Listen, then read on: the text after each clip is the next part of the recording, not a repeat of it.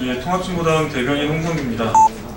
오늘 정당해산 심판 청구 1차 변론기일 관련해서 말씀드리겠습니다. 오늘 오후 2시에 박근혜 정부가 청구한 통합진보당에 대한 정당해산 심판과 정당활동 정지 가처분 청구 1차 변론기일이 헌법재판소 대심판정에서 열립니다.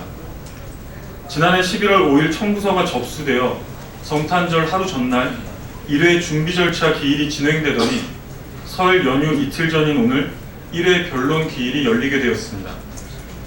정부는 차관 직속 TFT를 통해서 검찰을 총동원하여 지난 수십 년간 대한민국에서 벌어진 모든 공안 사건들을 진보당이 위헌정당임을 입증할 수 있는 증거자료라고 우기며 1톤 트럭 3대 분량의 서류를 제출했습니다. 헌법재판소는 그로부터 채 2주도 되지 않아 1차 변론 기일을 잡은 것입니다. 피청구인의 방어권을 심각하게 침해한 것이며 졸속 재판이 우려되지 않을 수 없습니다. 오늘 당사자 대표로 황교안 법무부 장관이 직접 참석합니다. 일반적으로 대리인이 참석하는 관행에 비춰보면 굉장히 이례적입니다. 앞서 두 차례 진행됐던 준비변론 기일에는 거론조차 되지 않았던 사안으로 지난 24일 저녁에서야 헌재의 일방적인 통보가 있었습니다. 어제는 권성 언론중재위원장이 갑자기 사표를 내고 채 수리되기도 전에 법무부 측 대리인으로 재판에 참석하겠다고 밝혔습니다. 지난 2000년부터 7년간 헌법재판관으로 재직했던 사람입니다. 노골적으로 헌재를 압박하고 전관 예우를 노리는 것이 아니라면 무엇이겠습니까? 박근혜 정권의 진보당 해산 청구는 단순한 겁박이 아닙니다. 총력을 다해 밀어붙여서 반드시 해산시키고야 말겠다는 강력한 의지입니다. 180일인 5월 5일 이전에 심판을 내려 지방선거 전에 해산시키라는 강한 압박입니다. 작년 12월 어처구니 없는 대법원의 통상임금 판결을 기억합니다. 결국 법상식을 초월해서 최고법원이 정부의 요청에 굴복했습니다. 이미 헌법재판소 역시 중립성에 의심될 만한 졸속적인 절차를 밟고 있습니다. 그럼에도 진보당은 민주주의를 지키기 위해서 모든 노력을 다할 것입니다. 이번 절차가 위헌 정당을 심판하려는 것이 아니라 정치적 반대자들을 억압하고 오히려 헌법 정신을 파괴하고 있음을 입증하기 위해서 노력하겠습니다. 오늘 재판에서는 법무부와 통합진보당 양측에서 20분간 구두 변론을 하고 황교안 법무부 장관과 이정희 대표가 15분씩 발언합니다. 진보당 소송 대리인단은 이번 재판의 의미와 판단 기준, 신중한 심리와 절차 진행의 중요성에 대해서 말씀드릴 예정입니다. 이정희 대표는 정당해산 청구는 한국 민주주의의 후퇴이며 진보당을 지지하는 노동자, 농민, 서민의 정치적 의사결정권을 침해하는 일이라는 요지의 발언을 할 예정입니다. 아직까지 우리 국민들은 정치의 영역에서 무너진 민주주의를 법의 영역에서 되살려 회복시킬 수 있다는 믿음을 굳게 가지고 있습니다. 피땀으로 쟁취한 우리 민주주의가 야당 정치인 4,374명의 정치활동을 금지시켰던 1962년 박정희 독재 정치활동 정화법의 시대로 되돌아가는 것을 함께 막아달라고 호소드립니다. 특히 막중한 사명을 가진 언론인 여러분들께 공정하고 객관적인 보도에 힘써 주실 것을 부탁드립니다. 이상입니다.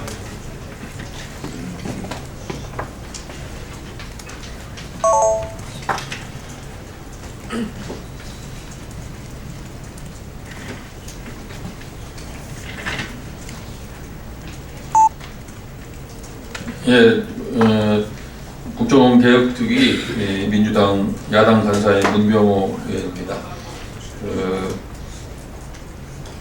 8박 9일의 해외 시찰 일정을 잘 마무리하고 어제 귀국을 했습니다.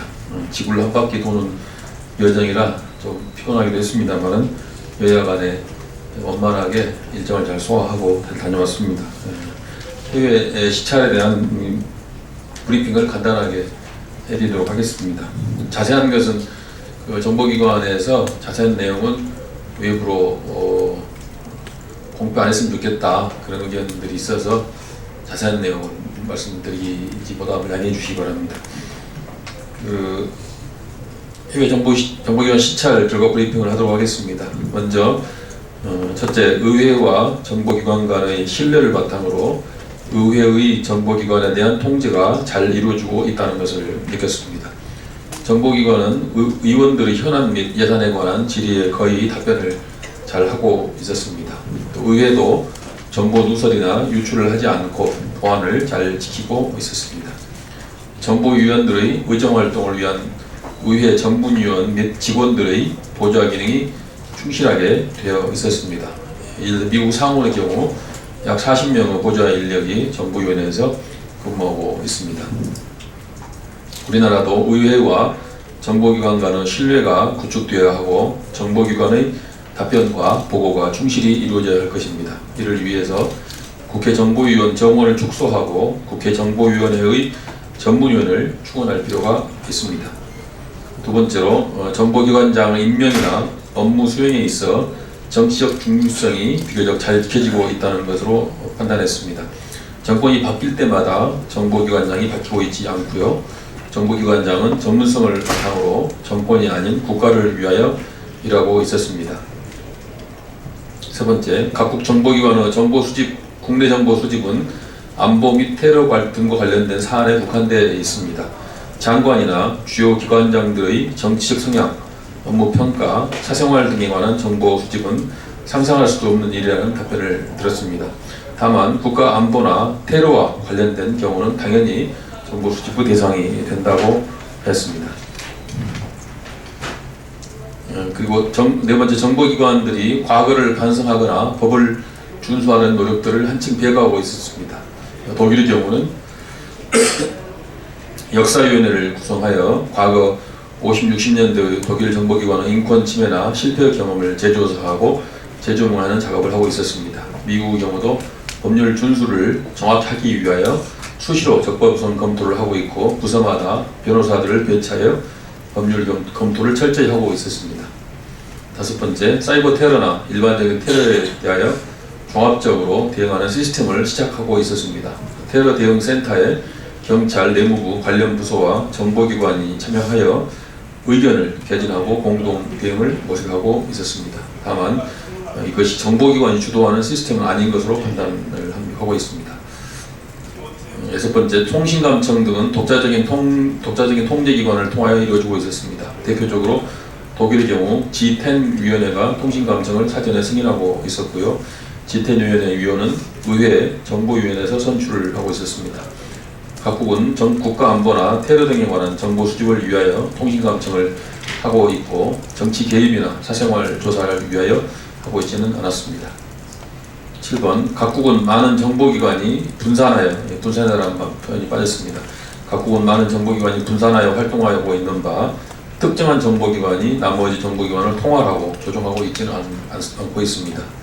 우리나라는 이제 국정원이 기획조정권을 갖고 있어서 나머지 정보기관들에 대하여 법적으로 조정하는 역할을 하고 있지만은 선진 각국에서는 특정한 정보기관이 나머지 정보기관을 통할하고 조정하고 있지는 않았다는 얘기입니다. 다만 정보기관장들이 수시로 만나서 의견 교환을 하고 상호 협조하고 있다는 것을 느꼈습니다. 정보기관과는 갈등이나 이견이 있는 경우는 법적인 조정권자는 총리나 대통령이라는 것을 확인했습니다. 또한 8번, 각국의 정보기관들은 정보기관으로서 역량 강화를 위하여 과거의 실패 경험 사례들을 반성하고 연구하여 잘못을 되풀이하지 않으려는 노력들을 하고 있다는 인상을 받았습니다. 정보기관으로서의 본연의 역할을 충실히 하고 있다는 느낌을 받았습니다.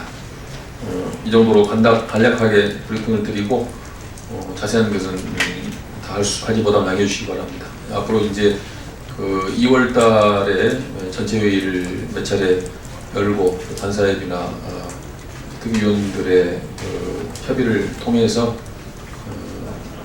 지난 연말에 하지 못했던 여러 가지 국정원의 개혁에 대해서도 더 많은 성과를 내도록 하겠습니다. 그래서 앞으로 중점적인 것은 이제 국내 정보 수집에 있어서 국내 보안 정보에 국한된다는 직무 범위를 정확히 지킬 것을 요구하고 그것을 어떻게 제도적으로 장치할 것인가, 또 의회의 통제는 어떤 식으로 효과적으로 할 것인가에 대한 점들이 좀 많이 논의될 예정입니다. 그리고 사이버 테러나 또 통신 감청에 대해서도 예컨대 더 많은 논의를 할 계획이라는 걸 말씀드리고, 구체적인 일정이나 사항은 주 관사회를 통해서 공표하도록 하겠습니다. 이상 브리핑 마치겠습니다. 끝났습니다.